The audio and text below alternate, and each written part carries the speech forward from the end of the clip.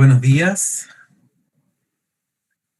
bienvenidos acá a la Cátedra Bolaño. Estamos hoy día, 27 de octubre, con un invitado para nosotros muy importante, que a su vez viene de un país que ha estado presente desde el inicio de la Cátedra Abierta en homenaje a Roberto Bolaño por allá en el año 2007. Si mal no recuerdo, Cobo Borda fue el primer colombiano que vino acá. Quizás el segundo, no sé, ahora me puede estar fallando la memoria, pero son muchos años y son casi 200 conferencias y Colombia, a través de su embajada, ha sido un activo participante y un motor notable en la promoción de sus escritores y en la construcción de puentes entre estos dos países, y nosotros estamos eternamente agradecidos. Hoy nos toca agradecer la presencia de Pablo Montoya, pero como es costumbre, nosotros le pedimos a un escritor local que haga de primer lector, que haga de una especie de puente de conexión con el público local. Y en esta ocasión esta responsabilidad recayó sobre Patricio Jara. Él es escritor y también es periodista, hace clases en la Universidad Diego Portales, en la Escuela de Literatura Creativa, está a cargo del taller de narrativa, y es autor de novelas, de cuentos y también de teatro. Entre algunos de sus libros podemos encontrar El Sangrador, El Mar Enterrado, El Exceso, Prat, Quemar un Pueblo, Geología de un Planeta Desierto, Antipop, y también algunos cuentos contenidos en Derivas y Las Zapatillas de Drácula. Ha publicado también libros de crónica musical como Pájaros Negros, Pentagram y Red in Blood, 30 años del clásico de Slayer, que es un ensayo que publicó Planeta en el año 2016. En MC, el 2017, sacó un libro Dios nos odia a todos. Alfaguara, El cielo rojo del norte. Y tengo entendido que uno de sus últimos trabajos se titula South American Joe, que es una investigación sobre un piloto chileno combatiente en la Segunda Guerra Mundial. Bueno, Patricio tiene la misión de presentarnos a nuestro invitado, Pablo Montoya, quien es escritor y profesor también de literatura, nació en Colombia, tiene estudios de maestría y doctorado en la Sorbonne, y bueno, es autor de una cantidad de libros, entre ellos novelas, ensayos y también poesía. En Chile empezó, o sea, en Chile fue recibido de manera, digamos, más atenta, fue leído con mayor atención gracias al premio que obtuvo en el año 2015, que es el premio Rómulo Gallegos, y el premio en el año 2016, que es el premio José Donoso, y entiendo también que el 2017 ganó el premio de narrativa José María Arguedas, así que tenemos un escritor con mucho que compartir. Así que dejo con ustedes ahora a Patricio Jara. ¿Cómo están? Muy buenos días, Rodrigo, gracias por la invitación. Pablo, como te comentaba recién, un gusto de poder presentarte, de poder compartir, ¿cierto?, con la gente que nos ve. La verdad es que una de las características de la literatura de Pablo, y que no está en el pequeño texto que espero leer, tiene que ver con esta idea de apropiarse y deshacer el mundo. Tengo ese concepto muy marcado, alguien que construye algo, y en el instante de hacerlo andar sabe que ese artefacto literario se va a desarmar. Ocurre especialmente con un libro que a mí me fascina mucho, que es Tríptico de la Infamia, ¿verdad? Que está disponible en las librerías nacionales. Terceto también, que es un libro inclasificable, un libro que se apropia, ¿verdad?, de la historia, de la música, del viaje como grandes temas, y es realmente recomendable. De verdad, Pablo, tuvieras como tengo subrayado tus libros, Eh, en algún momento voy a mostrar las evidencias, pero aquí vamos con este pequeño texto que se titula El sonido del fin. 3 pintores protestantes del siglo XVI enfrentados a los pasajes más oscuros de la conquista de América. 3 artistas convencidos de que su trabajo jamás estará completo si no refleja las tensiones sociales del momento. Y esas tensiones, desde luego, son religiosas. Jacques Lemoine, François Dubois y Théophile de Brie. De ellos se hace cargo el colombiano Pablo Montoya para articular Tríptico de la Infamia, volumen compuesto por 2 novelas breves interconectadas y un texto a medio camino entre la crónica y el diario de investigación que da cuenta de los 3 años que les tomó el proyecto. El libro, con el que el 2015 obtuvo el premio Rómulo Gallegos y el José María Arguedas, que entrega Casa de las Américas, apunta hacia la pintura, cuando no al grabado y al dibujo, como instrumento de resistencia política y cultural. Y si es cierto que no hay arte inocente, la narrativa de Montoya supera el argumento de los propios relatos para desafiar al lector con preguntas sobre la moral artística, cruzada con el concepto de belleza, allí donde todo se viene abajo. La estética no existe en el vacío, dijo Eric Hobsbawm, y por lo mismo presentar al Tríptico de la Infamia como un libro compuesto solo por relatos históricos es un poco injusto. Sería alinearlo a un género sospechoso, especialmente cuando por lo general hoy su difusión es más bien decorativa o efectista. Porque si hay algo detrás de las grandes recreaciones de épocas, tanto en la narrativa como en la pintura, es decir lo que no se sabe o lo que se ha olvidado con la misma fuerza y decisión de quienes vienen a contar la noticia con la urgencia de la primera vez. Cito un pequeño fragmento. Jacques aseguraría quizás que cada obra establece su propio ideal y lenguaje y su coherencia y su continuidad en el tiempo son lo que la hace perdurable. Dice uno de los personajes de la novela, a propósito de que en el arte no hay progreso cronológico. Sigue la cita. ¿Cómo me gustaría preguntarle qué sentencia le suscitaría aquello de que es más atinado a pintar desde la perspectiva de este tiempo? Un infierno urbano y no un paraíso bucólico. No un campo verde y propicio a la aventura, sino el corazón de una ciudad convertida en trampa mortal. ¿Hasta qué punto una obra de arte debe hacerse cargo de su época?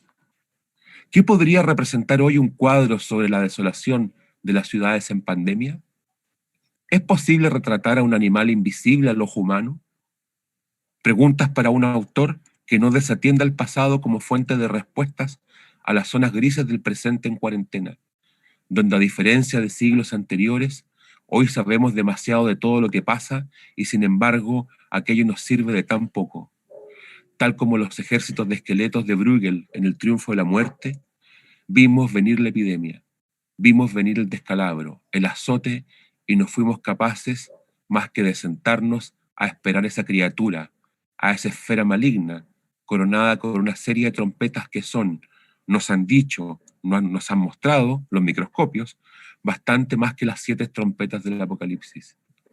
Pablo Montoya estudió música y filosofía, y lo que hay en medio de aquellos continentes no es solo agua, es sonido, un elemento muy presente en su obra, en especial en Terceto, un libro en el que se hace cargo de 3 temas que lo apasionan: la música, la pintura y el viaje desde personajes históricos.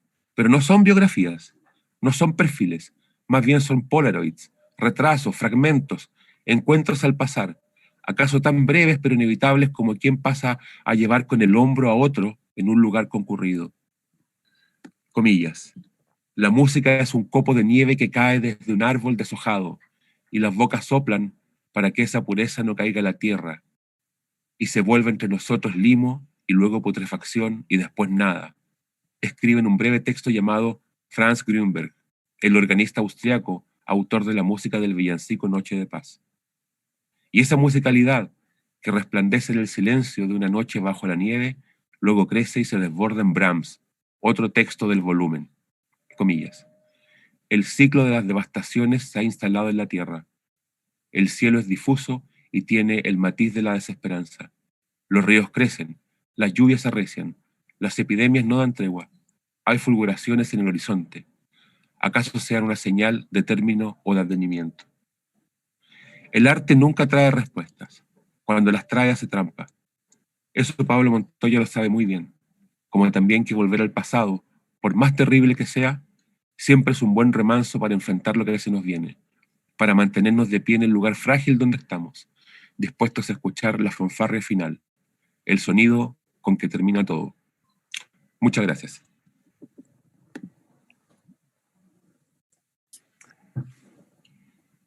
Patricio, muchas gracias por tus palabras tan generosas, tan cordiales y a la vez tan duras, porque se refiere a un mundo, el que estamos viviendo ahora, que es un mundo patas arriba, ¿no? Siempre ha estado patas arriba, pero ahora está, creo que, mucho más. Se nota más. Bueno, muchas gracias también a Rodrigo, a la Embajada de Colombia, por hacerme esta invitación a dar la cátedra a Roberto Bolaño, un escritor extraordinario que yo he leído mucho, he admirado y he criticado, por supuesto. Y me siento pues muy honrado de poder colaborar y participar en este espacio. El texto que les voy a leer se llama Literatura y pestes, a propósito del coronavirus.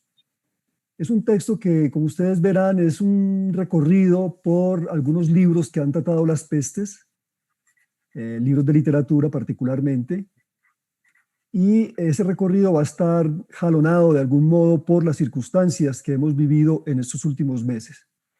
Las reflexiones que voy a hacer las hago desde mi condición de colombiano, de escritor colombiano, por lo tanto, van a darse cuenta que Colombia está aquí en este meollo del asunto de la peste y de estas reflexiones. Entonces comienzo. El texto está dividido en varias partes. La primera parte dice así: como le sucede a quienes relatan los cuentos del Decamerón, he estado aislado en las afueras de una ciudad.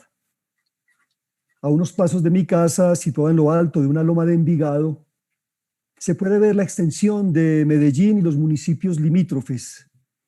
El panorama del Valle de Aburrá, a pesar de su majestuosidad urbana en estos meses de encierro, varias veces me ha suscitado congoja.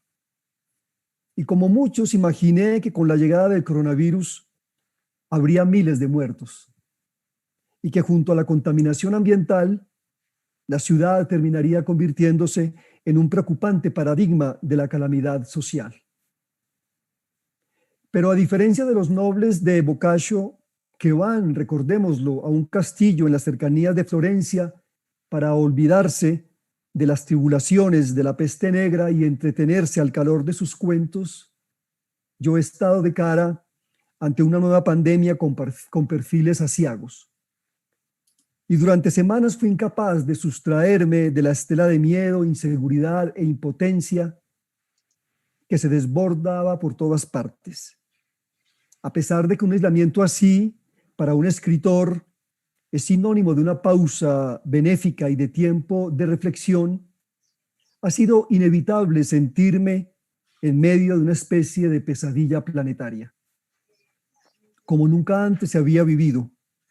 Ahora, y así parodio al narrador de La peste de Albert Camus, podemos decir sin vacilaciones que el coronavirus es el asunto de todos, lo cual significa que tendremos que luchar contra él porque todos, de algún modo u otro, lo tendremos. Y sin embargo, no es el único. Otros asuntos ya nos tenían en vilo, acrecentaban nuestra angustia y nos hacían suponer que estábamos a puertas de un tremendo cambio social. La crisis climática con el deshielo de los polos y la próxima extinción de una parte de la flora y la fauna. La polución atmosférica y sus miles de víctimas, la extensión de las multinacionales mineras y la ganadería y su impacto siniestro en la naturaleza, la voracidad de un neoliberalismo que como un ser que agoniza convulsiona aquí y allá, la condición miserable de millones de personas y el confort vergonzoso de unos pocos. Pero ha llegado el COVID-19 y es como si sintiéramos con claridad insoslayable que hemos traspasado el límite. 2. Las otras pestes, desde la que narra Tucídides en la Atenas antigua, pasando por la que describe Daniel Defoe en la Londres del siglo XVII, hasta la que cuenta Albert Camus en la Orán de mediados del siglo XX, les daban tiempo a las noticias para su difusión. Estas, a pesar de los estragos provocados por la epidemia, llegaban al cabo de los meses a oídos de quienes todavía no estaban enfermos. La circulación de los hombres de una región a otra no era el vértigo incesante de los desplazamientos actuales. En el pasado, las poblaciones enteras ni se enteraban de aquellas tragedias masivas. Los nativos de lo que después sería América jamás supieron de las penurias que generaron las epidemias asiáticas y europeas en la antigüedad y el medioevo, aunque habrían de vivirlas en carne propia entre el espanto y la impotencia durante la conquista española. Por siglos el tiempo se percibió lentamente y no tenía a la mano un sistema de comunicaciones tan sofisticado como el que poseemos ahora. Por tal razón, el coronavirus, muy acorde con la hiperactividad que define al hombre contemporáneo, ha arribado para no darnos respiro. Su aparato publicitario es tan portentoso como inquietante.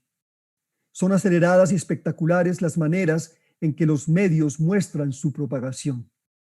Cada día amanecemos y anochecemos viendo cómo las cifras en mapas virtuales crecen escandalosamente. Nunca antes estuvimos atentos al número de muertos diarios por el SIDA, por la diabetes, por los distintos cánceres, por las neumonías o los infartos cardíacos. En ese sentido, jamás tantas personas han opinado y predicho, analizado y anatemizado, juzgado e interpretado tanto en torno a una enfermedad como la producida por el coronavirus. Pero basta compararla con la mortandad de otras epidemias, en particular con la peste negra y la gripa española, que han sido las más devastadoras, para concluir que hay una suerte de exageración anómala con lo que nos está pasando y que hemos sido sin duda manipulados tanto por las autoridades políticas como por las sanitarias y que las consecuencias de esta manipulación han sido y serán terribles. Al llevar más de 6 meses asediados por los efectos de la pandemia, podemos decir sin equivocarnos que hemos padecido otro flagelo llamado infodemia, y sus efectos también han sido devastadores. Pero ¿cómo amilanar el efecto de las redes sociales?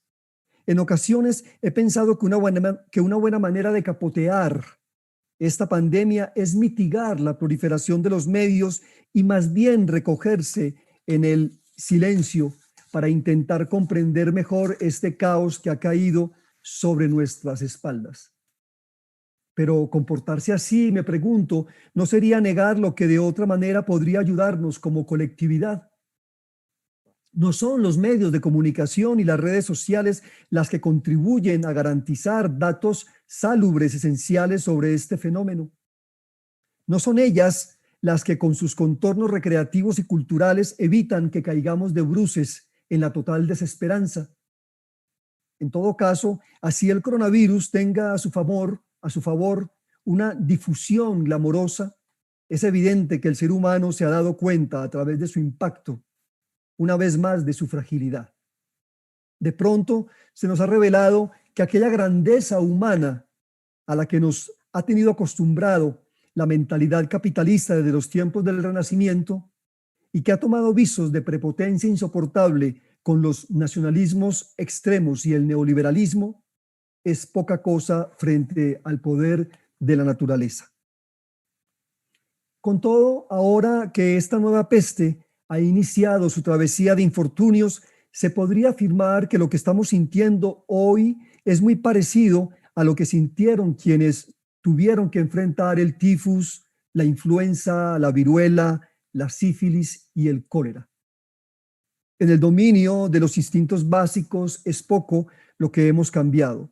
Seguimos siendo esa breve y débil criatura hecha de sueño y materia y también considerada por Marco Aurelio en sus meditaciones, a la que muchas enfermedades han sometido con facilidad.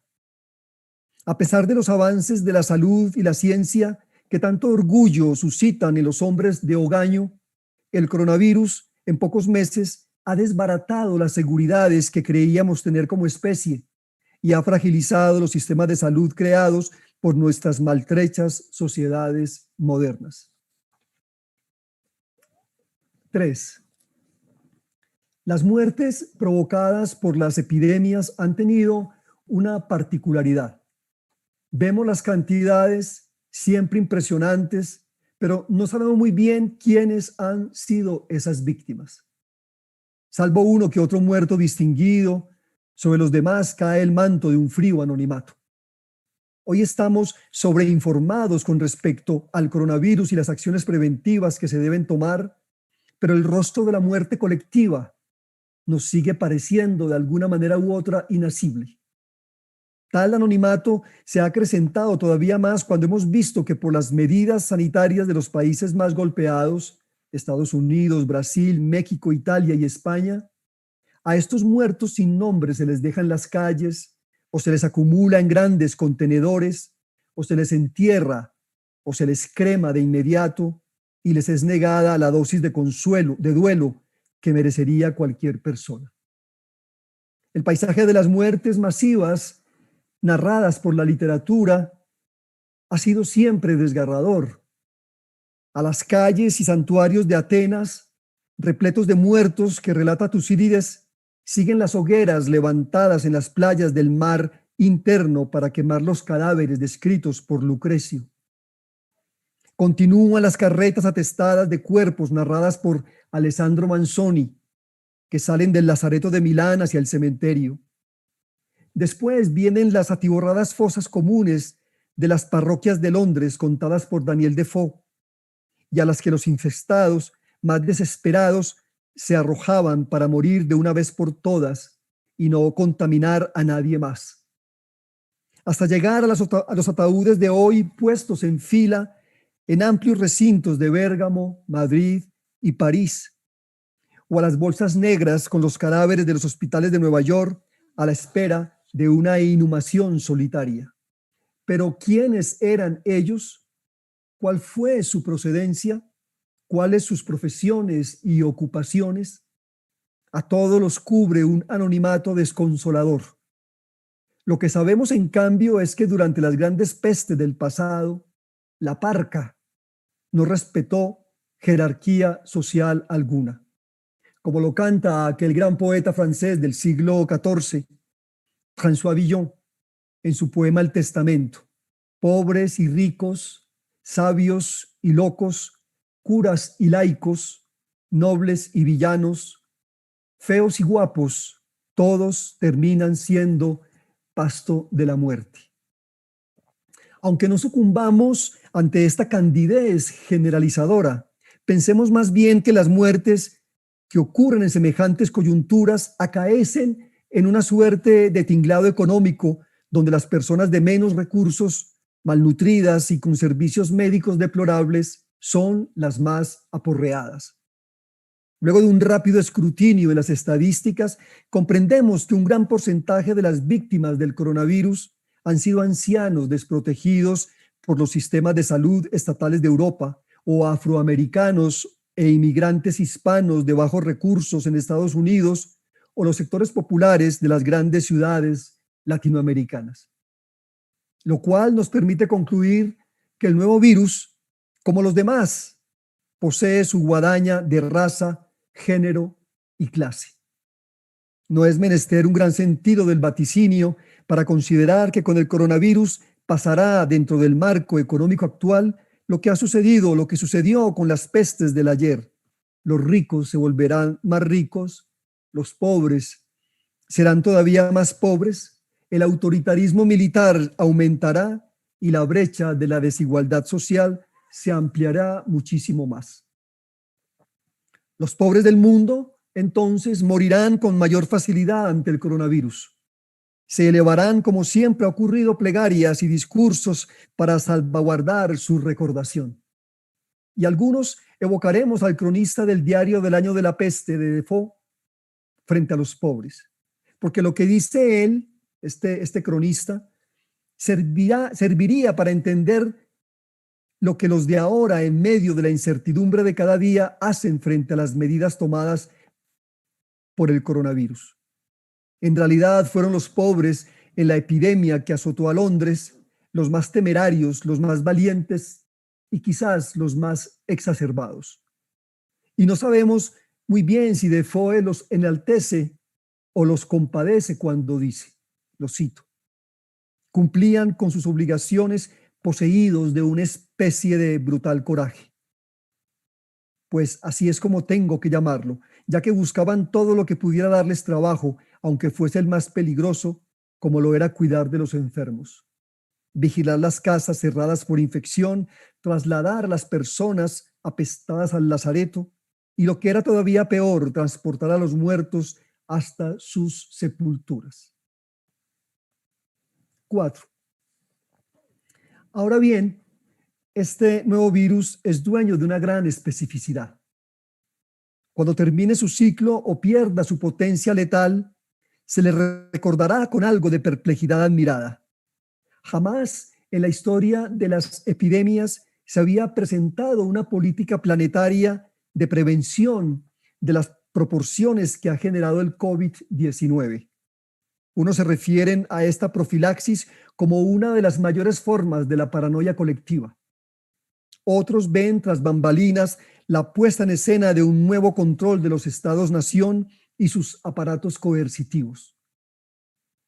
Otros, acaso los más ilusos, aquellos descendientes de Leibniz que creen vivir en el mejor de los mundos posibles, consideran que estamos frente a un formidable respaldo humano capaz de enfrentar la crisis.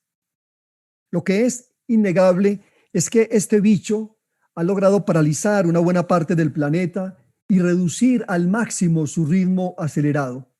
Las guerras con sus mecanismos crueles no pudieron lograrlo. Tampoco el cambio climático y su rastro de huracanes, sequías e incendios, ni mucho menos las manifestaciones del descontento popular contra este capitalismo bochornoso que nos gobierna. Nada de esto funcionó y esta maquinita ribonucleica, que ha demostrado con holgura, así como los demás virus y bacterias, lo que significa esa humanización capitalista de la naturaleza que tanto criticó Marx, consiguió en cuestión de unas pocas semanas lo que la voluntad política no pudo. Muchos tienen razones suficientes para despotricar en su nombre, por supuesto. Los desposeídos que viven del rebusque cotidiano y para quienes todo aislamiento es infausto.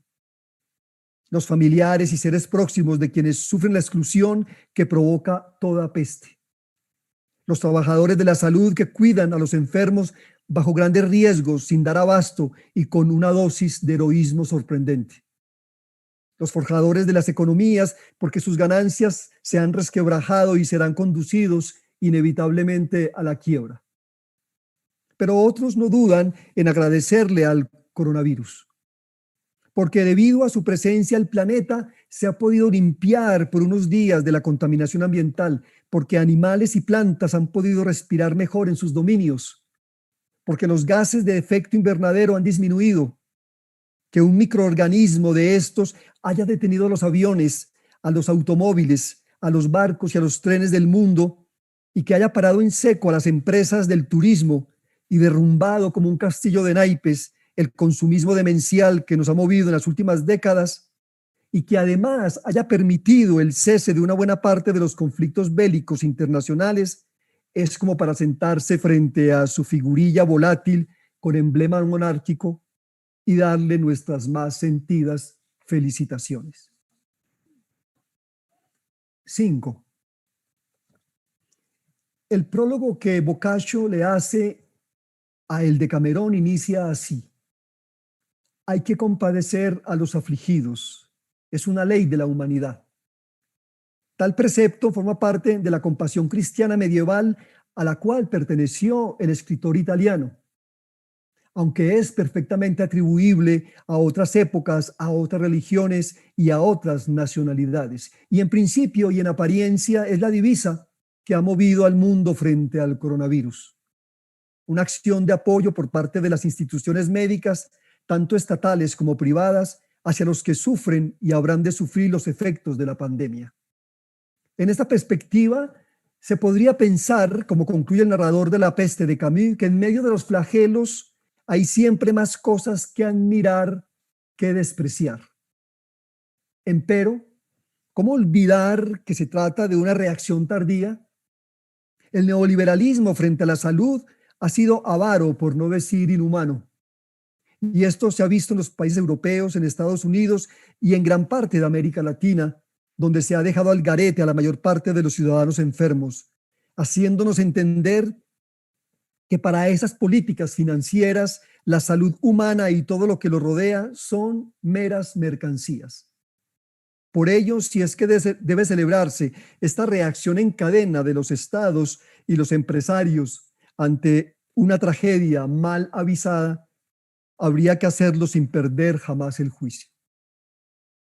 Lo que quisiera señalar en todo caso es que la divisa del Decamerón de Boccaccio se enlaza con lo que Camus propone en su novela La peste. Ante el avance del mal de Bubas y como una forma de ejercer la compasión por los sufrientes, surgen en Orán, que es la ciudad donde pasa la peste, recordémoslo, unos comités sanitarios conformados por médicos y civiles. Frente al absurdo existencialista de una enfermedad que aísla a una ciudad del mundo y mata hasta los más inocentes, Camus propone no la vigilancia y el control estatal, sino la acción solidaria de los ciudadanos. De hecho, en la novela se registra con cierta minucia lo que hacen quienes integran estos comités, como si se nos dijera que por encima de los estados que toman medidas más o menos totalitarias para garantizar la salud de todos, lo que le interesa a un escritor como Camus es mostrar más bien la capacidad de resistencia y lucha de los individuos que son capaces de construir lazos sociales en medio de la desolación provocada por la enfermedad y la brutalidad de las medidas autoritarias. En realidad, Camus fue un intelectual ateo y miraba con desconfianza eso que los cristianos llaman compasión. Él prefería hablar de solidaridad, que es un término, digamos, más laico. Creía Camus que la justicia humana era perfectible y en ese sentido sus reflexiones sobre esta perversa y manipuladora abstracción humana, a pesar de sus valientes críticas a la pena de muerte, son bastante idealistas. Camus asimismo sospechaba de las inclinaciones tiránicas de los estados fascistas que proliferaron durante su existencia. Por ello, si viera a qué niveles de vigilancia hemos llegado y hasta dónde los controles estatales, unidos a la empresa privada y a las evoluciones de la inteligencia artificial, podrían llegar bajo los efectos de las pandemias venideras, aquel gran defensor de los derechos del ser humano tendría suficientes motivos para alarmarse. Porque es realmente alarmante que bajo el argumento de la compasión o la solidaridad hacia los otros, y para que no ocasionemos contagio, se nos haya impuesto este tipo de aislamiento. Se nos ha prohibido vernos con los amigos y los familiares. Se nos ha prescrito no darnos la mano, no abrazarnos, no besarnos. Incluso no han faltado los consejos del benemérito onanismo, porque la cópula en estos momentos es como un exabrupto. Cuando intento mensurar esta difícil medida que ha frenado nuestra afectuosa espontaneidad, recuerdo la última parte de La muerte en Venecia de Thomas Mann. Aschenbach, un prestigioso escritor alemán que está de vacaciones en una Venecia diezmada por el cólera, decide quedarse en esa ciudad. Pasa por encima de cualquier cuidado y consejo y transgrede la norma.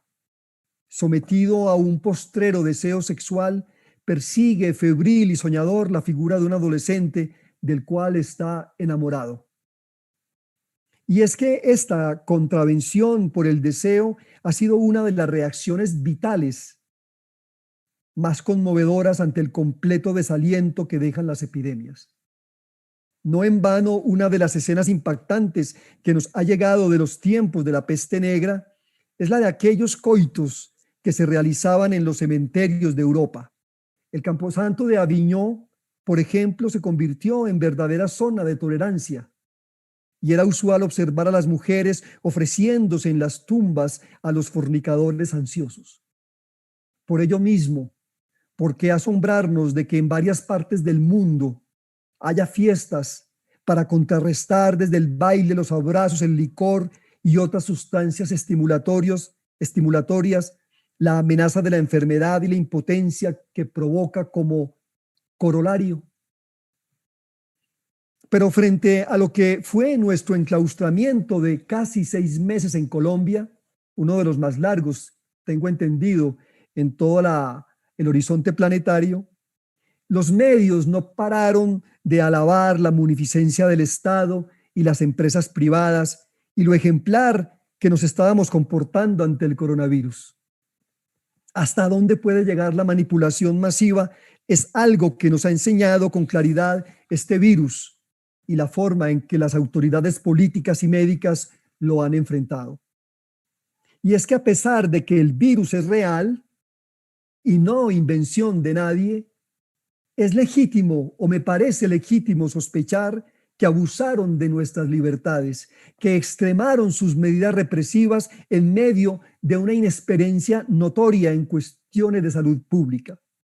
Además, no nos desalojaron de nuestros pensamientos el fantasma de que un nuevo orden social se está fraguando y que éste habrá de fundarse en un control militar asfixiante de los ciudadanos. Y ahí está China, imperio que tal vez tome las riendas del planeta después de esta crisis y termine imponiéndonos sus formas de vigilancia pública. Tal control, no es exagerado suponerlo, podría alcanzar dimensiones distópicas, como las que describen Aldous Huxley en Un Mundo Feliz o George Orwell en 1984. Recordemos que en esta última novela hay un gran hermano que vigila agresivamente a una sociedad. En ella los lazos familiares han desaparecido y la fraternidad es una engañifa turbia. Allí prima el sometimiento y el amor que se da entre sus habitantes carece del placer subversivo. Tanto es el control militar que impera en la Londres de Orwell que el futuro solo es concebible como una bota que aplasta un rostro humano. 6. Quédate en casa y así cuidarás a los demás. Esta ha sido, entre otras, la consigna en tiempos del coronavirus. Una consigna fraguada con dos incómodos imperativos, pero dulcificada con el calor del hogar y una alteridad a la cual podríamos salvar. Estas circunstancias, la de estar aislados en nuestras propias casas y no poder atravesar fronteras cuando lo más apasionante de toda vida es franquearlas una y otra vez, origina algo que Camus describe con agudeza en La peste. Se trata del padecimiento de un tipo de exilio interior a puerta cerrada que corre el riesgo de sumirnos en un vacío recordatorio. En La peste se explica que este exilio ocasiona una mortificación profunda. Vivir con una memoria que no sirve para nada. ¿Qué significaría esto en nuestra condición actual? Por un lado, que evocamos continuamente un pasado con el gusto de la lamentación, pero por otro, que podríamos olvidarnos de los verdaderos males que nos agobian. ¿Seremos entonces capaces de superar esta pandemia, inmunizarnos frente a ella y volver sobre los graves problemas que tiene un país como Colombia? La gran desigualdad social que nos impide prosperar como comunidad, los derechos humanos violados sistemáticamente, las necesarias y entendibles manifestaciones de protesta social aplastadas brutalmente por el militarismo institucional, las mujeres maltratadas por un orden social dominado por patriarcas brutales, niños desnutridos, ancianos olvidados, jóvenes dueños de un futuro de opresión y servilismo, los bosques y las selvas de nuestro país dejados por los emporios mineros, las ciudades contaminadas por la codicia desmesurada de sus empresarios, los responsables de grandes crímenes todavía sin castigo, la corrupción, el paramilitarismo, el narcotráfico como pilares de una democracia enferma. Es una verdad de apuño entonces que el panorama que se nos viene encima, terminadas las largas y apabullantes cuarentenas, es muchísimo más complejo que bandear el coronavirus, ya que nuestros problemas en Colombia integran eso que podríamos denominar una endemia nacional.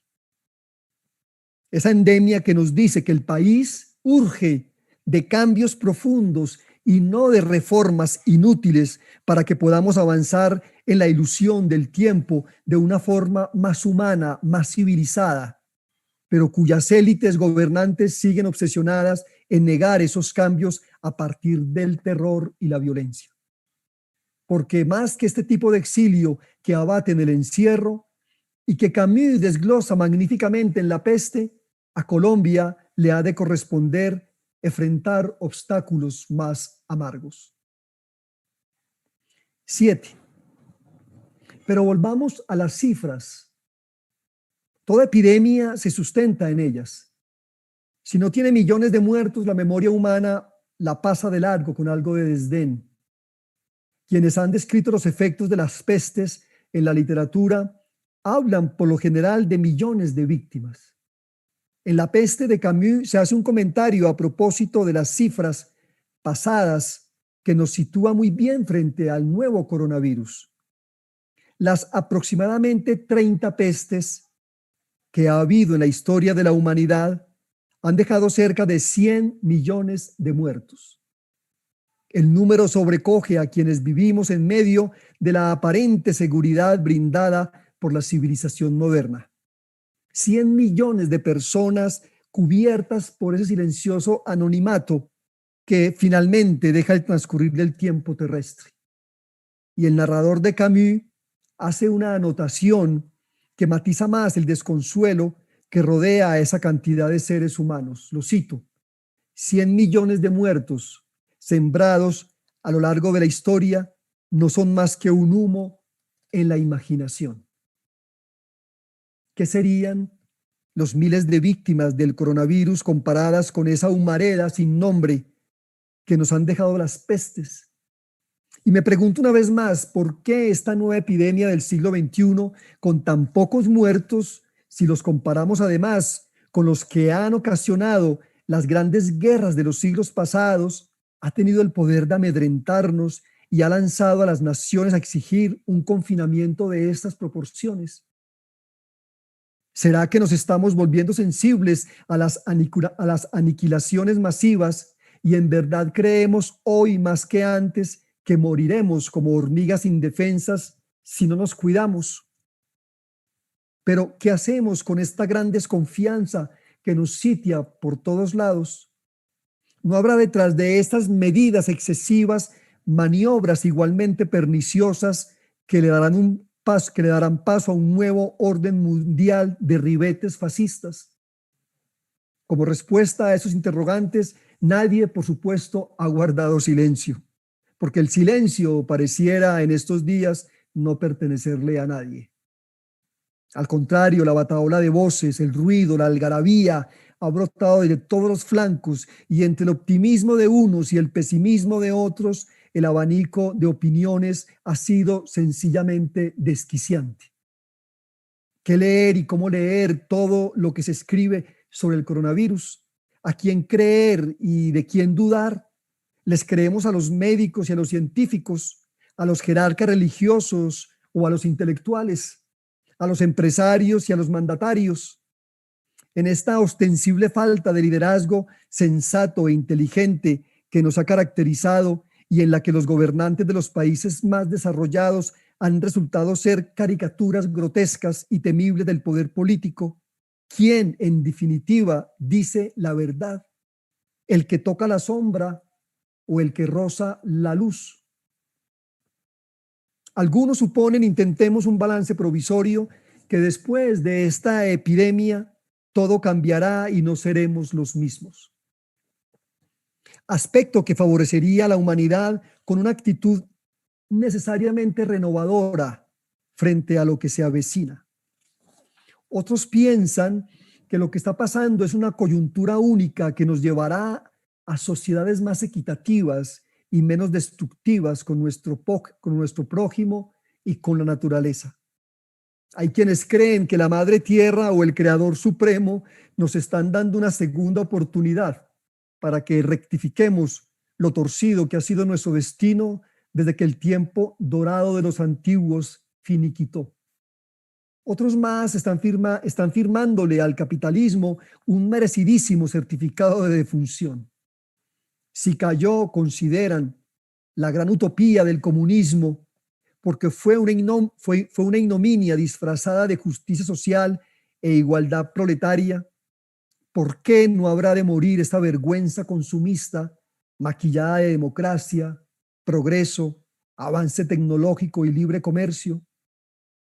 Lo cual desembocaría como si la historia de esta pandemia y de la humanidad debieran tener un final feliz en el establecimiento de un nuevo ámbito donde el socialismo, el humanismo y la ecología fuesen sus grandes pilares.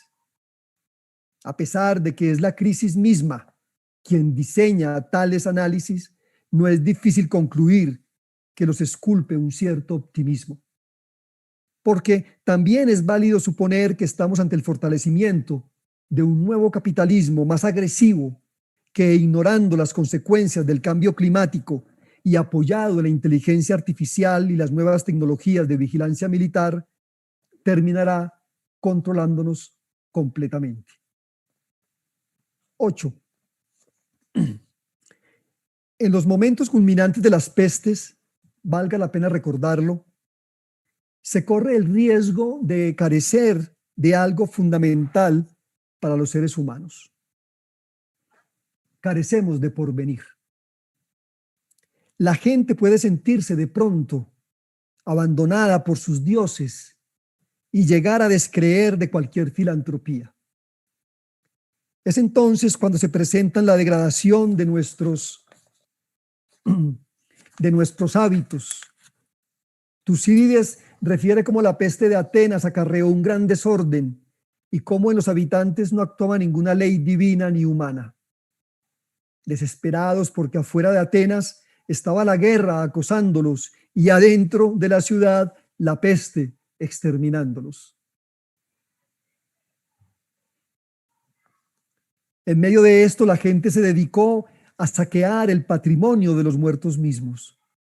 Alessandro Manzoni, al final de Los novios, describe con detalle otras perversidades. No solo habla de la irresponsabilidad de las autoridades políticas y religiosas que, al no creer que había peste, permitieron eventos masivos y no ordenaron los cierres respectivos de pueblos y ciudades, propiciando así la escalada del contagio, sino que también se refiere Manzoni a los untadores, personajes anónimos que embadurnaban las iglesias, las casas y los edificios públicos de Milán y la región lombarda. Lo hacían con un veneno compuesto de sapos, serpientes, babas y materia de apestados.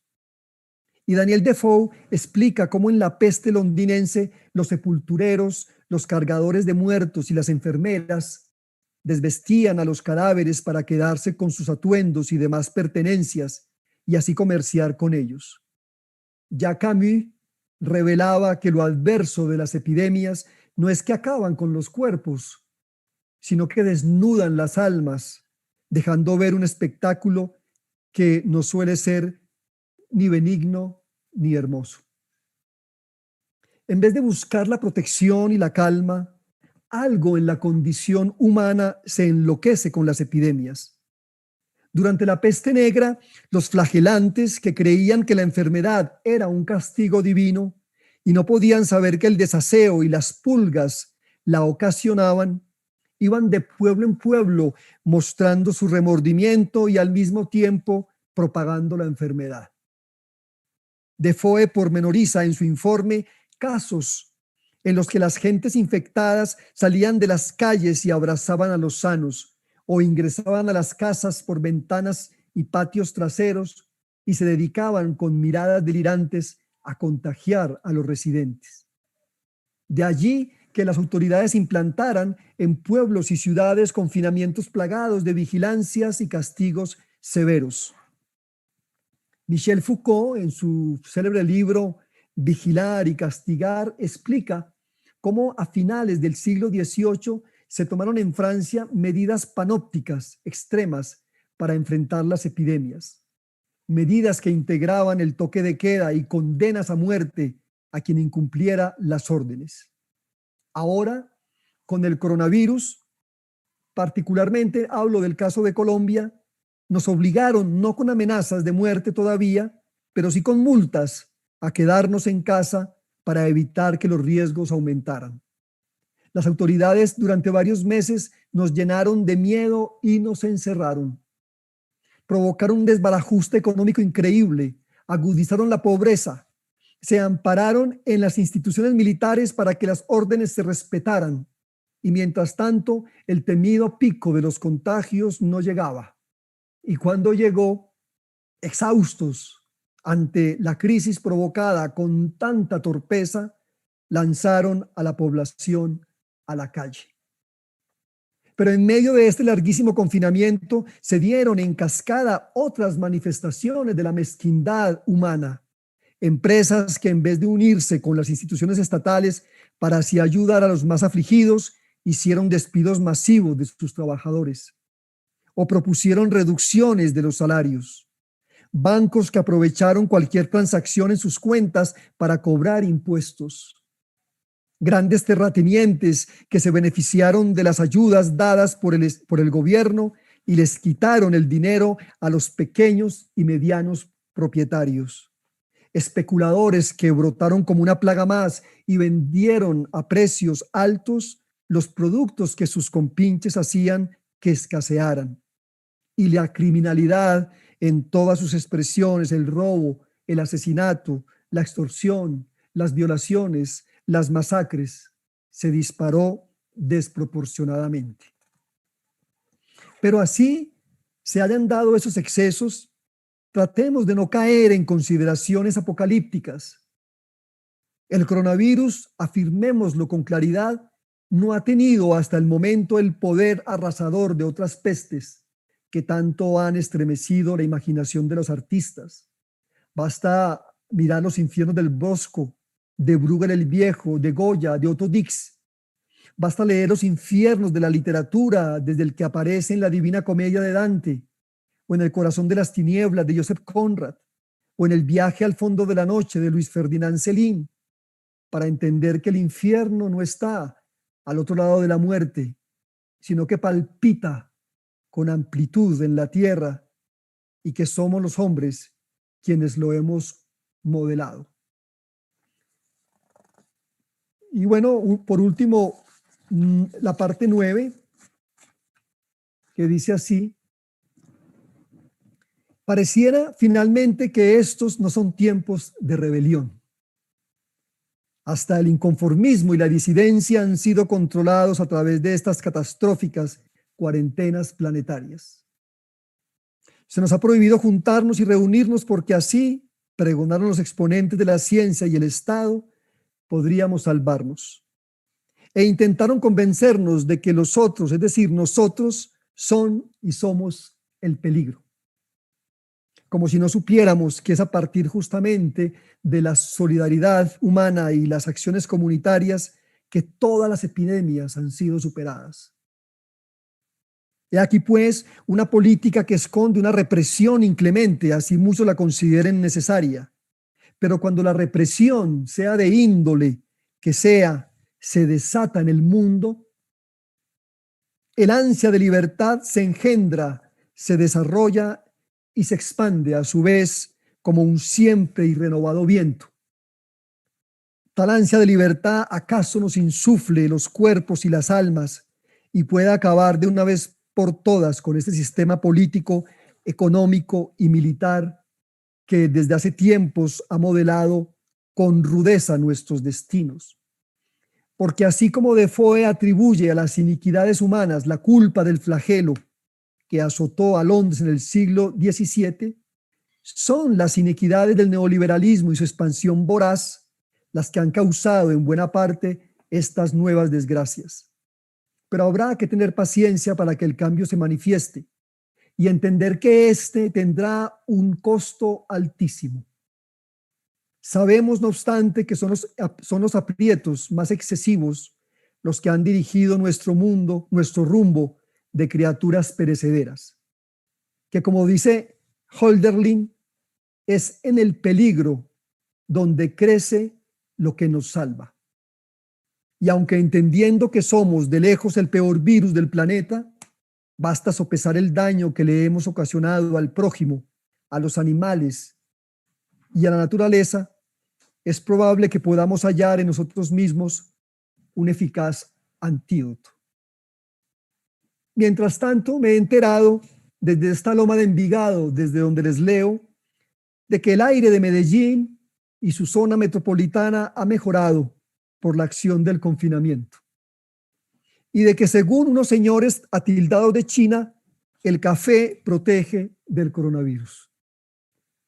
Celebro ambas noticias en medio del panorama opaco que reina por doquier. Y para demostrar ese entusiasmo solitario me preparo un tinto, que es así como le decimos aquí al café. Y me siento a degustarlo. A mi lado están los libros leídos y releídos que tratan sobre las pestes. Apago el celular y el computador que me permiten día tras día recibir el vendaval de las informaciones. Respiro durante largos minutos las delicias de la desconexión y mientras sorbo el café y siento el cálido y amargo sabor de la tierra expandirse por mi cuerpo, pienso en las dos opciones que hay frente a toda epidemia. Ambas las he encontrado, claro está, en la literatura. La primera la ofrece Edgar Allan Poe en La Máscara de la Muerte Roja. No hay aislamiento que valga. Y así seamos príncipes y elegidos, cultos y sibaritas, apuestos e inteligentes, como lo son los personajes de este cuento gótico, y nos aislemos de la peste, ella terminará por entrar en nuestros aposentos para devorarnos. La otra la plantea el caballero de la triste figura. Las palabras se las dice Don Quijote de la Mancha a su escudero y fueron escritas hace varios siglos cuando el mundo también estaba patas arriba. Pero es como si Miguel de Cervantes las hubiese trazado después de ver algún noticiero sobre nuestras desventuras de ahora. Sábete, Sancho, que todas estas borrascas que nos suceden son señales de que presto ha de serenar el tiempo y han de sucedernos bien las cosas, porque no es posible que el mal ni el bien sean durables, y de aquí se sigue que, habiendo durado mucho el mal, el bien está ya cerca. Que el lector de estas consideraciones escoja y que juntos imaginemos el cambio que se avecina. Muchas gracias.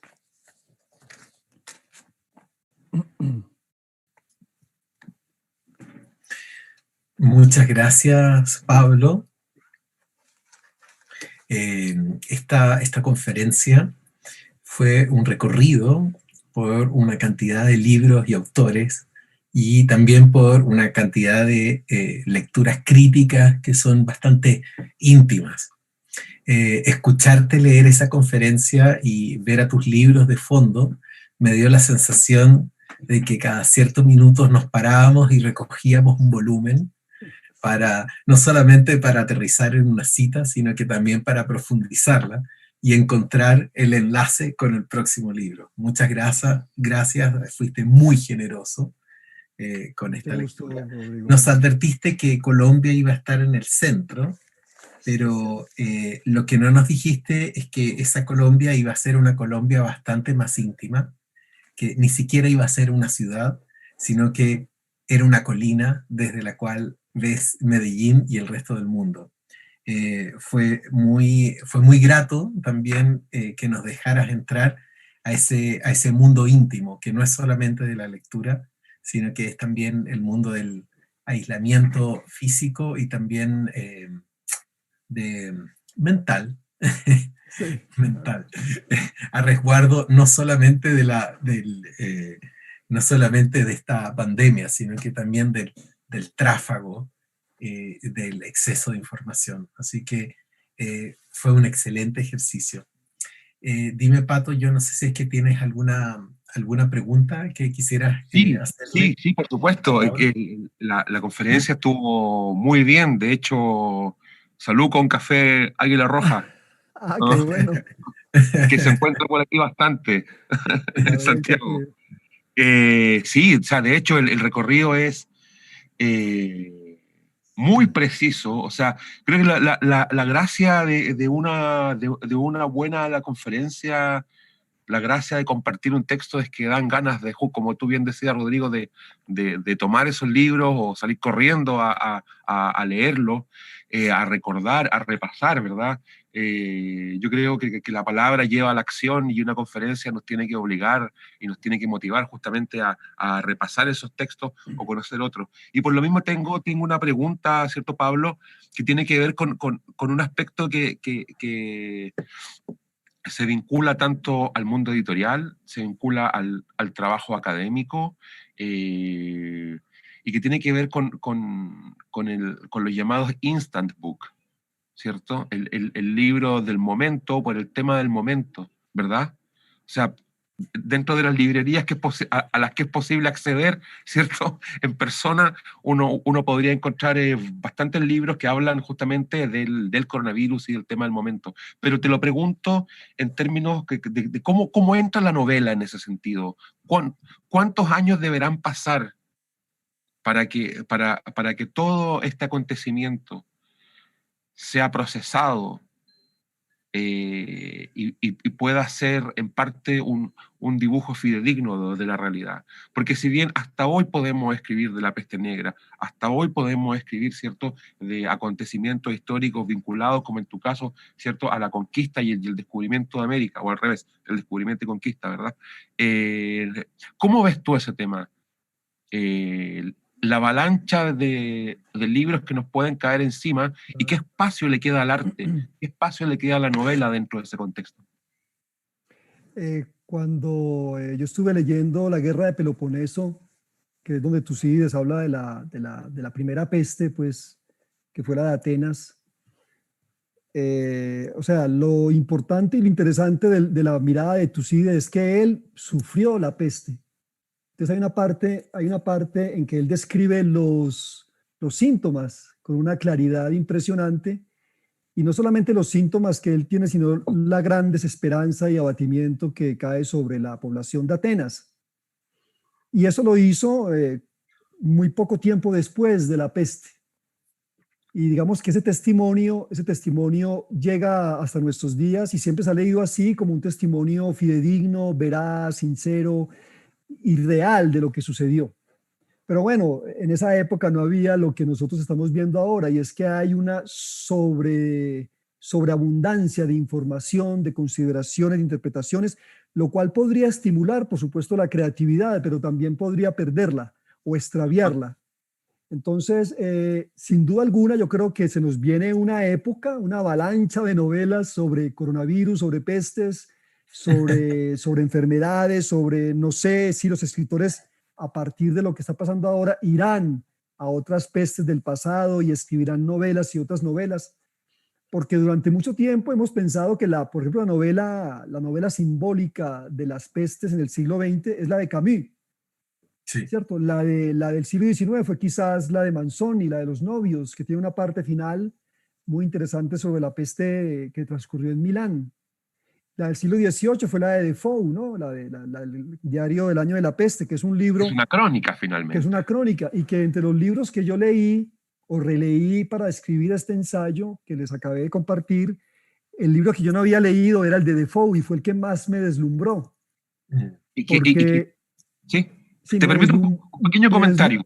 sí, Sí, dilo, si Patricio. te fijas, Defoe narra todo lo que ocurre, pero cuando el hecho ocurre, Defoe tenía 5 o 6 años. Exactamente, sí, exactamente. Él lo escribe ya como unos 20 años después, ¿no? Más o menos, 30 años después. Pero lo que me pareció interesantísimo de Defoe y que permanece y que yo creo que va a dar muchas luces a la gente de ahora es la mirada que él establece con la enfermedad, ¿no? El testimonio casi que cronístico, es lo que a veces yo pensaba, pero esto no es una novela, esto en realidad es una crónica, que él está, pero a partir de esa crónica se nos describe todo el asunto de la peste. O sea, Defoe tiene una capacidad de llegar a todos los estamentos sociales, a toda la geografía de Londres y sus alrededores. Inclusive nos habla de cuáles fueron las medidas que tomaron los países vecinos de Inglaterra frente a esta peste. Y es un libro que a mí me pareció magnífico. Creo que de allí también se nutrió fuertemente Albert Camus para escribir La peste. Entonces sí, Camus hace un libro también basado un poco en la experiencia del nazismo. Recordemos que La peste se ha leído como una alegoría del nazismo, que la peste es el nazismo en realidad, dicen algunos críticos. No sé ahora cómo se harán las diferentes interpretaciones literarias de la peste, de las pestes, del coronavirus. Yo creo que ahí va a estar muy presente el asunto, digamos, tocado por la ciencia ficción. Sí, creo Ajá. que va a ser, o quizás lo que tú decías, lo que decía Rodrigo, de pronto asistiremos o leeremos textos sobre el coronavirus, sobre las pestes, desde una mirada muy íntima, ¿sí? Donde se establezcan otros parámetros, no ya, digamos, globales, sino de forma más íntima. Aquí, por ejemplo, aquí en Colombia hubo una época de la violencia partidista donde se escribieron muchas novelas sobre esa violencia entre liberales y conservadores en la mitad del siglo XX. Se escribieron muchas novelas testimoniales, muchas novelas que denunciaban, donde la sangre corría por todas partes, las cabezas salían de los libros, las cabezas decapitadas. Y sin embargo, hubo una película colombiana que habla sobre esa violencia, que habla del Bogotazo, pero desde una pareja que está aislada en un apartamento y de su relación amorosa, pero se percibe la violencia de otra manera. Sí, creo que eso hace que los escritores o el artista, en este caso el director de cine, haya tratado la violencia de otro modo. Yo pienso que los escritores tienen un reto muy grande frente al coronavirus y es renovar, de algún modo, oxigenar la literatura de las pestes, ¿no? Sí. Mira, Pablo, a medida que fuiste avanzando en la lectura de tu conferencia, fueron entrando una serie de saludos al sitio. Te han llegado saludos, por supuesto, de Colombia, también de Chile, pero hay gente que está en Uruguay y gente que está en Suiza conectada en este minuto que te están mandando saludos. Ah, qué bueno, Así muchas que yo gracias. quería dejar constancia de eso para que entiendas que en la mitad de este aislamiento sí estás construyendo Claro. esos puentes con otras comunidades o con otras intimidades. La verdad que a mí hay algo que me quedó dando vuelta, quizás porque tengo una mente como una especie de collage, así que tomo fragmentos para armar mi propio mosaico. Y claro, cuando citaste a Hölderlin, hablando que justamente es en el peligro donde surge lo que posteriormente nos va a salvar, yo pensaba que quizás sin darte cuenta, al presentarnos la figura del profesor Achenbach, ahí en su... Yo tengo en la mente, por supuesto, la imagen de la película, por La supuesto, película, claro. preciosa, ¿sí? Lo veo ahí en su traje de lino blanco, sentado en la silla de playa, mirando al chico jugar, mientras se le derrite, mientras le empieza a gotear la tintura del cabello, que es muy buena esa imagen. Pero claro, yo estaba pensando que en esa imagen, ¿qué es lo que nos pone en peligro? Justo antes de esta pandemia, estaba la preocupación por la expresión del deseo, o sea, el deseo impropio. ¿A Claro. quién desea, cómo lo desea y a quién se está deseando? Y sin esperarlo surge esta pandemia que prescribe al cuerpo completamente. Completamente. Entonces, la lectura del deseo de parte de la pandemia es una es una lectura gruesa, donde ya no se puede formular un juicio, sino que todo está proscrito. Y en ese gesto, cosas que podrían haber sido intolerables un par de meses antes, ahora simplemente no se pueden parar, empiezan a surgir.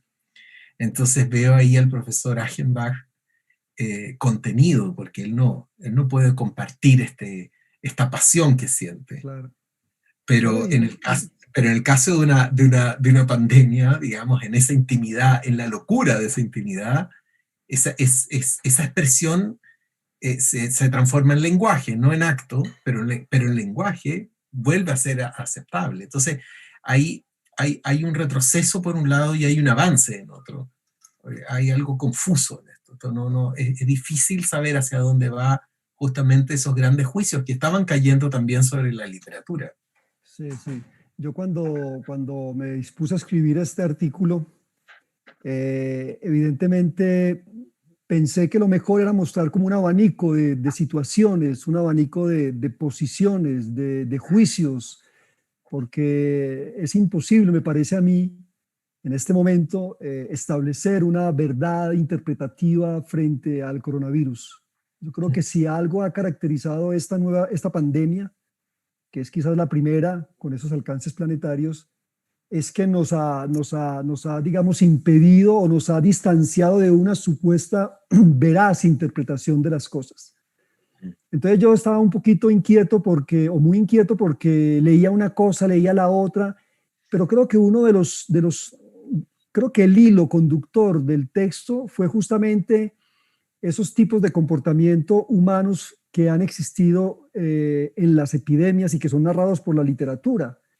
Uno es la desesperanza, ¿no? Es decir, el agobio, el cansancio, y recuerdo que hay unas escenas muy duras en el diario de la peste de Defoe, que la gente que está en el culmen de la desesperación se lanza viva, están enfermas pero no han muerto, se lanzan vivas a las fosas comunes para morir dentro de los muertos, porque no quieren contagiar a nadie más, no quieren contagiar a sus hijos, no quieren contagiar a sus vecinos.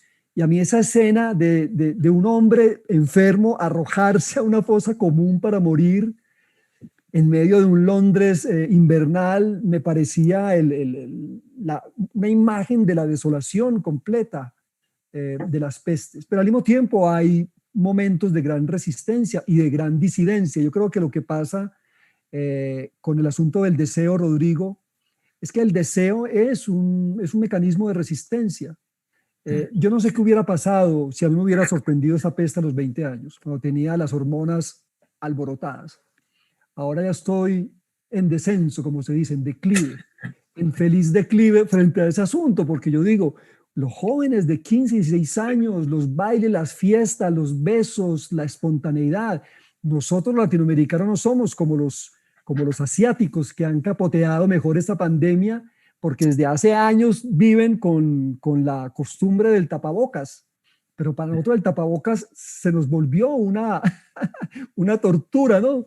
Y además es como el gran símbolo de la represión. Claro, es el distanciamiento, es el cuidado, pero al mismo tiempo es no al beso, no al abrazo, no a la proximidad con el otro. Eso que tanto nos define a los latinoamericanos, porque nosotros somos así, hemos sido así, y quién sabe si cambiaremos, ¿no? Ese cambio vendrá a través de las generaciones. Entonces a mí me parece que es importante, yo sé que los epidemiólogos no lo piensan así, las autoridades tampoco lo piensan así, pero nosotros somos escritores y vemos el mundo de otra manera, ¿sí? Y a mí me parece que una de las formas de la disidencia es justamente manifestar la espontaneidad del deseo. Y por eso voy a hacer una cosa terrible, pero apruebo las fiestas que hacen los chicos, pues, pero ¿cómo lo vamos a encerrar? O sea, que se enrumben, bueno, allá ellos como... Claro, entonces viene ahí viene la cuestión de la preocupación de los estados, de que somos una colectividad regida por unas autoridades, entonces ellos creen que son nuestros salvadores y vienen las medidas draconianas, sí, esas medidas rozan continuamente con el autoritarismo, ¿sí? Y con el fascismo, por supuesto, porque recordemos que el fascismo era eso, el fascismo era vigilancia por todas partes y el que no cumple, castigo fuerte, ¿no? Entonces sí, a mí me parece que es muy complicado también decir, permitamos el deseo, permitámoslo completamente, pero ¿cómo lo eliminamos? De hecho, yo cito allí una novela que se llama 1984. Lo que me impresionó más a mí de la novela de Orwell es que el erotismo está prohibido. Claro. La gente no ama, la gente se ama, pero por reproducirse. La gente la gente de Londres de 1984 tiene prohibido la manifestación amorosa erótica, que es lo propio de los seres humanos, imaginar los cuerpos, fantasear y, digamos, edulcorar el acto sexual con todo aquel edificio erótico que hemos construido a lo largo de los siglos. Entonces, mucho cuidado con esas cosas, porque me parece a mí que prohibir el deseo o ponerle vallas al deseo, eso eso es un peligro mortal para las sociedades humanas. Sí. Bueno, habría que haber publicado una pequeña advertencia de esta conferencia para recordar que estamos en el ámbito de la literatura y que ninguna de las opiniones aquí vertidas constituyen política de salud pública. Por supuesto, yo no quisiera estar en el pellejo de un presidente o de un ministro de salud. Pero ¿quién nos mandó a meterse ahí? Como se meten ahí, o sea, tienen que recibir las críticas que vengan de un lado y de otro. O sea, lo que yo quiero dejar en claro es que evidentemente tenemos que cuidarnos, no faltaba más, pero mucho cuidado porque esos cuidados, valga la repetición de la palabra, esos cuidados pueden rozar el autoritarismo. De hecho, lo están rozando continuamente y lo están abrazando en estas medidas que se han tomado. Pero tú haces un enlace, yo creo que es crucial, de el autoritarismo y su necesidad de proscribir el deseo, porque eso justamente deja a la literatura un espacio que es un espacio muy dulce y que no le cuesta abordar, que es imaginar nuevas formas de expresión del deseo, claro, incluso desde la frustración. Entonces, yo creo que lo que decía Patricio ahora, yo creo que esas novelas que vienen en camino, porque me imagino que mucha gente está escribiendo sobre este asunto, cuentos, novelas, obras de teatro, se harán películas, qué sé yo. Yo creo que la presencia de la intimidad y del deseo va a ser crucial. Sí. Me parece a mí, va a ser importantísimo eso, porque si bien es cierto, en La Peste existe eso, en La Peste existe algo de ese deseo, pero no es la parte esencial. En las otras novelas no aparece eso por ningún lado. O sea, eso es un elemento, creo que se ha clarificado más en estos años, en que hemos logrado derrumbar tantas prohibiciones y tantos tabúes frente al asunto del erotismo y del deseo. Mira, Pablo, quisiera terminar con una pregunta del público. Esta viene desde Medellín y la hace Santiago López, quien por supuesto inicia su pregunta con un saludo muy afectuoso hacia ti, y luego pregunta si la literatura tiene que estar comprometida con la sociedad o es el autor quien decide si unirse a una causa social y expresarla por medio de lo literario como en la novela. Yo creo que esto lo podríamos aterrizar como causa social en función de lo que estábamos hablando. ¿O cuál sería la mayor enfermedad a la que se enfrenta la literatura? Esa es la segunda pregunta que hace. Pues yo creo, no sé qué pensará Patricio, pero yo pienso que la gran responsabilidad del escritor es más que con un sector del pueblo, con una sociedad o con una ideología, digámoslo así, que muchas novelas y muchos libros están escritos buscando esa dirección, no faltaba más.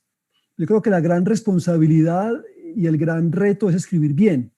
Yo creo que si se escribe bien, si se pasa esa primera prueba de escribir bien, yo creo que lo otro no tiene ningún problema.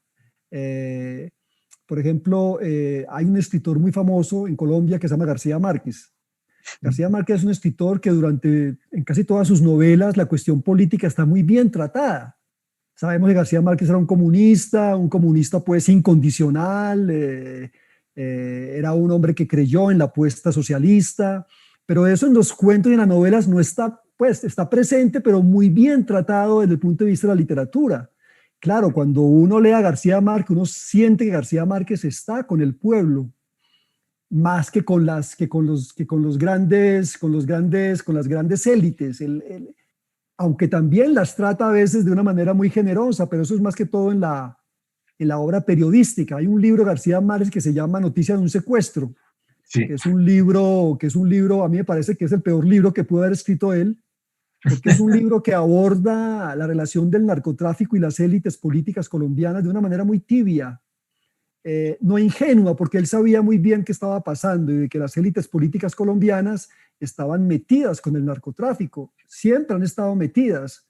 Desde la época de la colonia y la república no eran narcotraficantes las élites colombianas, eran contrabandistas, que era el término de la época. Entonces, pero García Márquez, quiero decir que lo que nos enseña García Márquez fundamentalmente es la apuesta estilística, la apuesta del lenguaje, porque todo está muy bien hecho allí, todo está muy bien escrito y todo entonces pasa al lector de una manera digamos, muy acertada. En García Márquez no hay panfleto, o yo no he visto panfletos en la literatura escrita por García Márquez. Digamos, en los cuentos, en las novelas no hay panfleto, porque él entendió muy bien esa lección que le había dado la literatura latinoamericana, que por lo demás siempre ha estado muy relacionada con las luchas sociales, sí, es una literatura muy politizada, quiero decir. No sé, Patricio, ¿qué puede decir al respecto? Sí, hay un tema, me quedé pensando en eso porque finalmente yo siento que la literatura y el acto de escribir va al choque contra el poder. Y ahí es donde se genera una nebulosa que tiene que ver con qué tan representativa es tu literatura. Eh, Porque finalmente el gran rol, según mi entender, es hacer preguntas, Claro. ¿sí? Y que en la medida que el lector pueda intentar una respuesta, se generan asociaciones y los libros terminan sirviendo para algo, si lo podemos llamar así.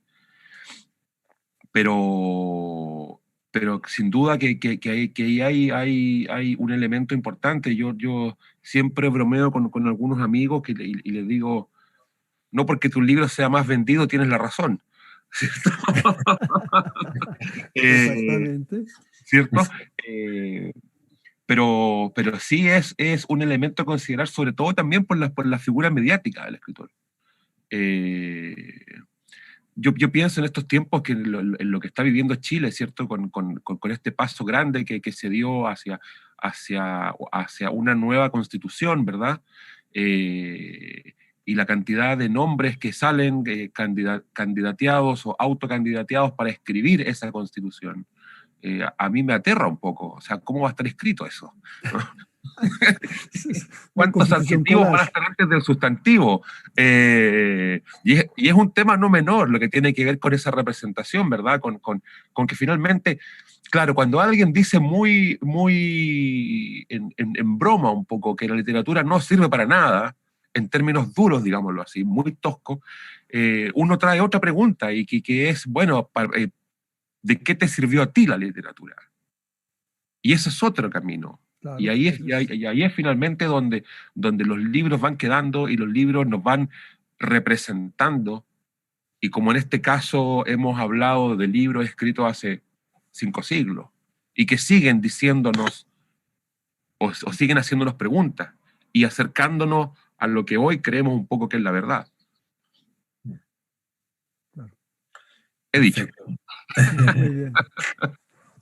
Perfecto, muchachos. Entonces, mira, esto comenzó con el Decamerón y volvemos al Decamerón. Ujú. Así Ahora, es.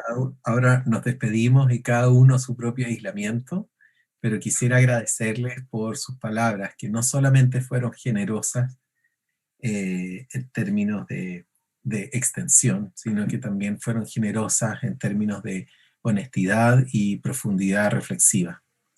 Muchas gracias porque hacen que nuestras lecturas se enriquezcan. Y eso es el objetivo de un espacio como este. Y antes de irme, quisiera reiterar nuestro agradecimiento a la Embajada de Colombia por ser uno de los motores de estos puentes que unen a esta pequeña colina a las afueras de Medellín, con un Santiago también bajo pandemia. Nos vemos. Por favor, sigan también este canal para que vean nuevas cátedras. Tenemos pronto, a principios de noviembre, a Selva Almada. Después, a finales de noviembre, tenemos a Verónica Gerber. Son dos autoras bastante potentes, así que los dejamos invitados para eso. Muchas gracias, Patricio, y muchísimas gracias, Pablo. Gracias, Pablo. Gracias, Rodrigo. Gracias a ustedes, muy generosos, gracias por la hospitalidad y bueno, nos veremos, esperemos pronto, ¿no? Muy bien. Gracias. Hasta luego. Chao.